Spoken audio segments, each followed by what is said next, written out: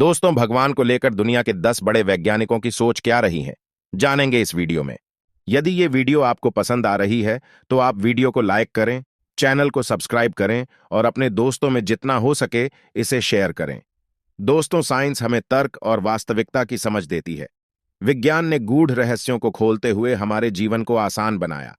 हम अपने दैनिक जीवन में जिन चीजों का इस्तेमाल करते हैं उसमें विज्ञान और आविष्कारों की भूमिका 99% होती है। जानेंगे इस वीडियो में दुनिया को बदलने वाले वैज्ञानिक भगवान या ईश्वर को लेकर क्या सोचते रहे हैं।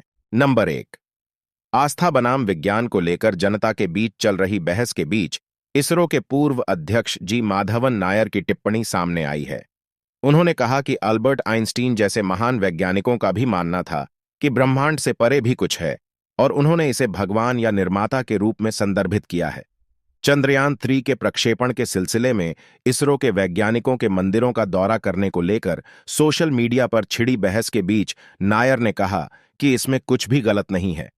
इसरो प्रमुख एस सोमनाथ का समर्थन करते हुए नायर ने कहा था कि वह धार्मिक मान्यताओं और वैज्ञानिक सोच पर उनके रुख से पूरी तरह सहमत हैं।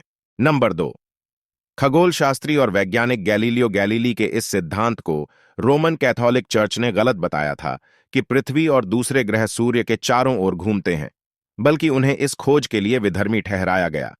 गैलीलियो अपनी बात पर अडिग रहे कि उन्होंने जो खोज की है वो एकदम सही है। गैलीलियो ने ईश्वर के बारे में लिखा, मैं यह विश्वास करने के लिए बाध्य नहीं हूं कि वही ईश्वर जिसने हमें इंद्रियां, तर्क और बुद्धि प्रदान की है, वो हमसे ये उम्मीद करता है कि हम उस बुद्धि का इस्तेमाल नहीं करें। नंबर 3, 20वीं सदी के सबसे प्रसिद्ध भौतिकविदों में एक अल्बर्ट आइंस्टीन का जन्म एक धर्मनिरपेक्ष यहूदी परिवार में हुआ। एक वयस्क के रूप में उन्होंने व्यक्तिगत भगवान के विचार को खारिज करते हुए धार्मिक लेबल से बचने की कोशिश की, हालांकि वह खुद को नास्तिक भी नहीं कहते थे। आइंस्टीन ने एक लेख में ईश्वर के बारे में इस तरह लिखा, सबसे खूबसूरत चीज जिसे हम अनुभव कर सकते हैं वह रहस्यमय है। हमारे लिए किसी अथाह चीज के अस्तित्व का ज्ञान सबसे शानदार सुंदरता के साथ सबसे गहरे कारण की अभिव्यक्ति। मैं कल्पना नहीं कर सकता एक ईश्वर जो अपनी रचना की वस्तुओं को पुरस्कृत और दंडित करता है, या जिसके पास उस तरह की इच्छा है जैसा हम स्वयं में अनुभव करते हैं। नंबर 4, रोजालिंड फ्रैंकलिन ने एक्स-रे विवर्तन के उपयोग को आगे बढ़ाने में मदद की। उनका जन्म लंदन में एक यहूदी परिवार में हुआ। अपने पिता को लिखे पत्रों में उन्होंने जाहिर किया उन्हें ईश्वर की सत्ता और मृत्यु के बाद के जीवन के अस्तित्व पर गंभीरता से संदेह है।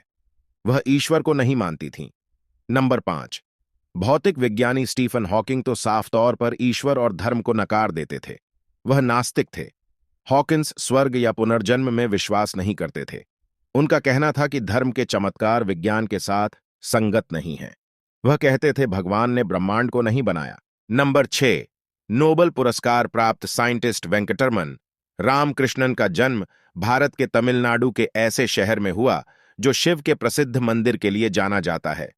वह भी धर्म, ज्योतिष जैसी बातों पर सवाल उठाते हैं। उनका मानना है कि ज्योतिष शास्त्र मनुष्यों की पैटर्न खोजने, सामान्यकरण करने और विश्वास करने की इच्छा से विकसित हुआ। उन्होंने एक इंटरव्यू में कहा कि अंधविश्वास पर आधारित संस्कृति वैज्ञानिक ज्ञान और तर्कसंगत विचारों पर आधारित संस्कृति से बदतर प्रदर्शन करेगी। नंबर 7, 16वीं सदी सर फ्रांसिस बेकन वैज्ञानिक पद्धति के संस्थापकों के रूप में जाने जाते हैं। बेकन मानते थे कि व्यवस्थित तरीके से डेटा इकट्ठा करना और उसका विश्लेषण करना वैज्ञानिक प्रगति के लिए जरूरी है। वह ईश्वर को मानते थे। बेकन ने लिखा, भगवान ने नास्तिकता को समझाने के लिए कभी चमत्कार नहीं किया, क्योंकि उनके सामान्य काम ही इसे समझाते हैं।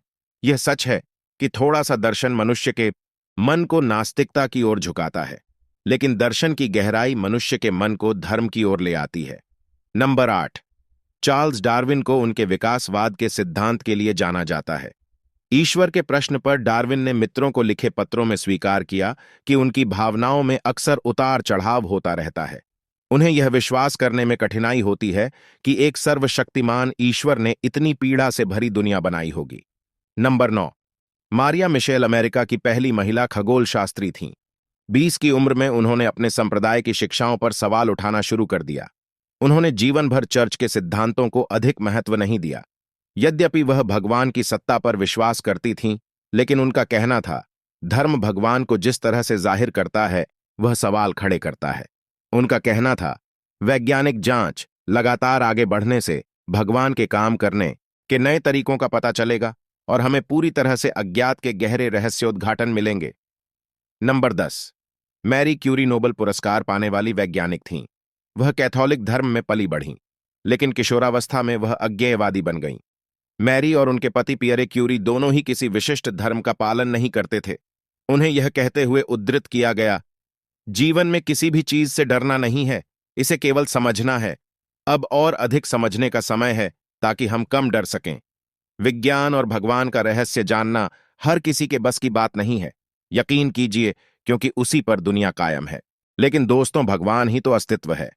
यह पूरी सृष्टि एक ऐसे तत्व से बनी है जिसका नाम है प्रेम, और यही तो ईश्वर है। आप ईश्वर से अलग नहीं हैं। ईश्वर के बाहर कुछ भी नहीं है, सब कुछ ईश्वर के अंदर ही स्थापित है। लेकिन आपकी सोच अलग हो सकती है, आपका मानने का तरीका अलग हो सकता है, क्योंकि ये आपका अधिकार है। इस वीडियो को देखने के लिए आपका बहुत बहुत धन्यवाद। आप इसे जितना हो सके शेयर करिए, जिससे इस नॉलेज का फायदा किसी और को भी मिल सके। मिलेंगे एक और बेहतरीन वीडियो के साथ, तब तक इजाजत दीजिएगा। धन्यवाद।